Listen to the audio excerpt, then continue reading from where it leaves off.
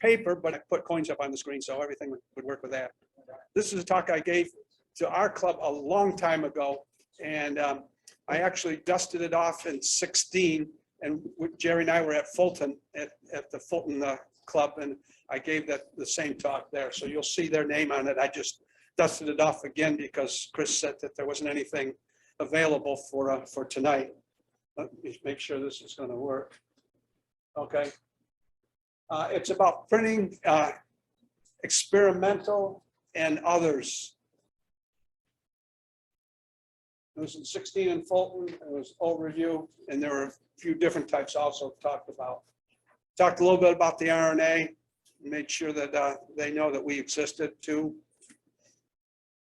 But my agenda tonight is going through some highlights. The first trials, the Red R, Red S trial, which is a favorite of mine. I wrote an article on that and got an award from the numismatist. The second trial, paper trial, another paper trial, and then there was the web. The most of it will be on the web notes. The early experimental runs were mostly to do with the type of paper that they were printed on, and we were trying to find out to make sure that we could duplicate and not be stuck with one vendor. That's just a real quick overview of that. There's North African notes, which they changed the seal color on. There's Hawaii overprint notes, which is not only overprint, but seals were changed on that. And then other World War II currencies were changed the same way, and that was in the Philippines. You'll see a subject to that later on. But what we're talking about most tonight is the web press notes. We learned a lot in the Red R, Red S test, because when they were sent out for circulation, they had a great big Red R and Red S on them. You'll see that later on in the presentation. And they were snapped out of circulation quick. So we didn't get any information about circulation really in that trial. So they learned out what not to do. And in this trial with the web notes, they did a pretty good job. There are different places for different codes and stuff on there that were just moved around a little bit, and the average person looking at the bill wouldn't even know that they were changed. You can see one of them that's circled in red up here. It's the rear plate number. And instead of being down here on the bill where it normally is, it was put up above the E. So here are the different groups. They denoted these by serial number. So when they were looking at them when they were coming back in from circulation from the banks, they had to actually look for serial numbers to take them out of circulation. Here they are. The X was one type of paper, the Y was another type of paper, and the Z was the control. And that was my contention on the article that I wrote, is that the Red R and the Red S were swapped around. Everybody says it's special and regular, and even the reference articles say that, but it's silk and rayon. But I won't get too deep into that. There's the Red S. You can see how it shows up, and it's very different than the Red R down here in the same. The reverse was identical in both bills. See the threads, the reds. We were fighting people that we got the silk from, so we had to find a way to do without the silk. At least that was Art Cohen's suggestion to me. He took me aside after I gave a talk to the juniors, the World War II talk, and he said, it's not special and regular. He said, you can't tell them that. So I had to go back and apologize and sit down. Then I got into it a little bit deeper, and the serialization of them ended up being that the control is always last on a serialization of a trial with the Bureau of Engraving and Printing, and they're pretty fastidious about how they do that. And that was my contention. And that's what the article is about.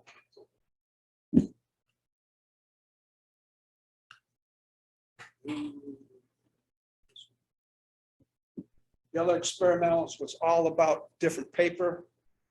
And 77, they actually printed some $10 bills on instead of the ones. Usually it's done in ones because they wanted to circulate more than the other bills.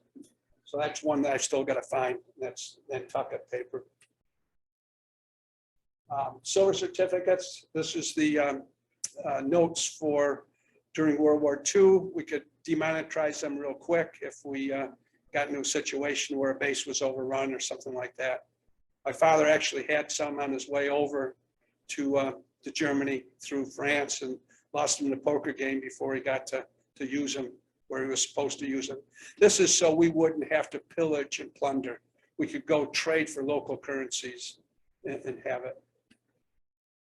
Hawaii was a little bit different. We had already been attacked and they wanted to know how we could deal with the money in case we were overrun. And they came up with quite a few different scenarios. They wanted to make just red script, and they wanted to have burn bags and stuff like this. That's all in a book about this thick that was written by the martial law for the Hawaiian Islands. I was given that book when I gave a talk on this down in Moravia, where Millard Fillmore was born. They were in denominations of 5, 10s, and 20s as well, but they were all Federal Reserve. The ones were silver certificates. After the war, when we declared victory, we actually did the victory overprints on these, and I think the other one refers to very similar to what the Hawaii note was. So we already had that technology. That first came out on stamps, and then it was moved to the bills. Okay, let's get into the web notes. These two will pass, and they passed very well. I got a group of $100 in ones and went through it through my lunch hour one time in Bloomfield. I came up with this one that I couldn't tell what it was. I was looking for to get a whole group of notes that all had different Federal Reserve letters on them. And this one just didn't look right to me. And it turned out it was a web note, and that's what got me started on it. There's all the different types together. It's made on a printing press rather than on a other press that did 32 up or 12 up or 18 up. Now they do 50 up on the same type of press.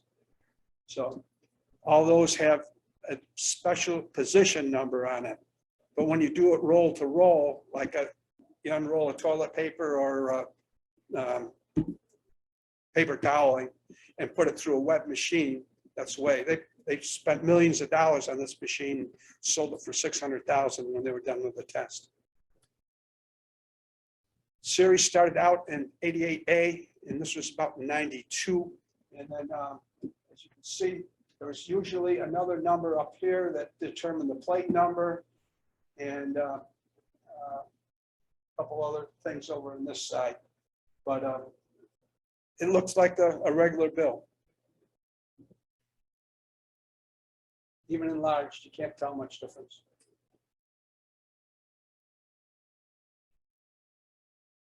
Okay. There are many things that make up the bill itself. There's the series. It's down here. That's determined by the people that sign it. There's the block. That's the letters on each end of the serial number. And then the run figure, which a lot of people don't know about, is up here. That's the serialization. And that will determine how many runs they get out of that one series. On a standard note, you can see the other ones that are there. There's the plate position, and here's the plate that made up. And on the reverse, I'm still in the front, sorry. Here's all the different plates that made up the the web series, and it's the 1 through 10s circled. That is all of them that were done. Those were rounded plates instead of flat plates, and they went on a drum. Yep. Somebody had a question? I just think that was. Oh, okay. Okay, the rear plate number on a standard bill is down in the corner here. And, but when they changed it, they all went above the 1 and the E and the 1. And you'll notice that there's no 3 and no 5 and no 9, 9, 11. I didn't have any of my bills to print for that, and I didn't want to make up some things for somebody else's photographs, so I just used all of mine. 3s and 5s are very expensive. There were very few of them made, so I haven't got any of those in my collection yet. And 11 wasn't used at all. I think somebody dropped the plate and bent it. The story goes. But they're the numbers all circled. So is that what people do? They collect one for each plate? We'll get to that towards the end. I'll give you interest in how to start a collection of these, and then how and what to do to build it. The different Federal Reserves that were used during the trial was Boston, Philadelphia, Richmond, Chicago, New York, Cleveland, Atlanta, and no other notes were made for the other Federal Reserve branches. There were series. 88 was the largest series, and then 93 is smallest, and 95 had the next. As you'll notice, there is a star note here. The vets said they never printed any stars, but they made a mistake, and they used the paper during the co-printing of the stars, and some of them got out.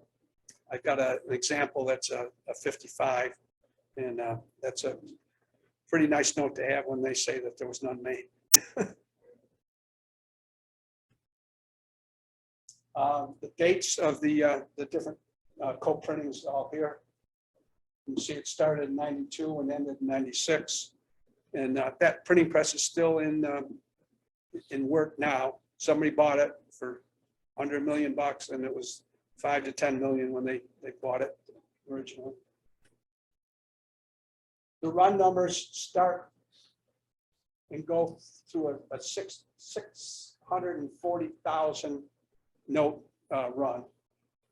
So you'll see each run. So there's a possibility of 15 runs made in a block, which is the 2 letters on the end of the serial number. We only go up to 960 now. It used to go up to 999 because they continually printed into the next series. They didn't stop serialization.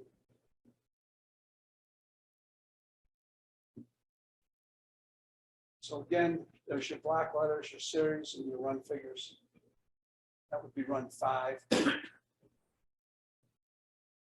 Okay, collection ideas. If you wanted just 1, you could just collect any web note.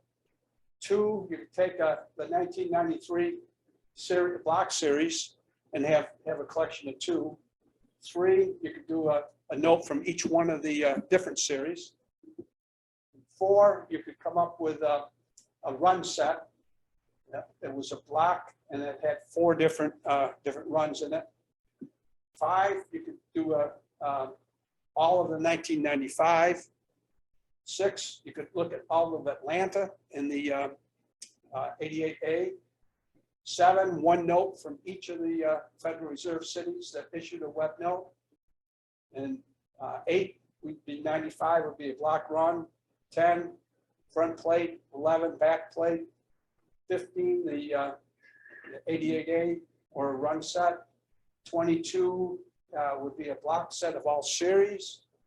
38 would be a 1988A series block run set. But I decided to do a block run of a complete set. So there's 50 different notes, and it took me a long time to collect all 50 of those and find the run number, which is a serial number that I needed and stuff like that. Then the next biggest thing to go is 363. So that is a complete series set, blocks, runs, and plates. And then if you wanted to get into errors, I don't know how big it could get. So there we go. So expand your interest and start to collect on the web series. That makes it a little bit bigger. And then this is just the whole set of all 50 of them going through. They'll be just going, if there's any questions, we can just let that run. So hope I didn't bore. Very small, but you can probably find it. I found the 88A series, the first one I found in 96, I think. So that the trial was over when I found the first one. Mike Luck had found a couple and carried them in his wallet. And so, but he ended up spending them. He forgot that they were there. So all you got to do is look for the two displaced plate numbers on there, one on the front. And it looks so different because there isn't the plate position number on it. So I've got two. Tiny number on the back, right through the corner. The tiny number is gone and it's above the E on these. So it's moved from in the corner by the little curly Q down on the, I haven't got the reverses up here, but I know what you. yeah, that plate number is sequential during a regular printing run. So they'll start out low on the first ones and go up high. And then, but on this one, there's no number down there. It's above the E. So that's what you're looking at. W, which you see on some of them. Fort Worth, that's the Western printing. So if you don't see the FW on there, it was printed in Washington in the Bureau of Engraving and Printing. But that's the Western printing unit. Yep. Yeah. So I've got a whole database of my whole collection with the 50 in there and stuff at the end. But if anybody's interested in that, we could look at that privately. You know, it's a little esoteric for any what? Did you get it in fire notes? Those are 63s. So It was only in there for what, a month or two? yeah. It's a short set. It doesn't have all the Federal Reserve banks in it. I think there's only 7 different blocks and federal different. Like 6 of them once off of eBay. Yeah. Just to have. Yeah. We're going to have a new one here shortly. We just got a new treasurer, I believe. Yes. And it's the first time that there's been 2 ladies that will sign the The plates. treasurer is the chief. Yep. So there's also She another is a chief of her tribe. She's Native American. So I hope I didn't bore everybody too much with some sort of esoteric stuff, but I thought it'd be a good talk to give instead of having none. Interesting. So, appreciate your time. Thank you.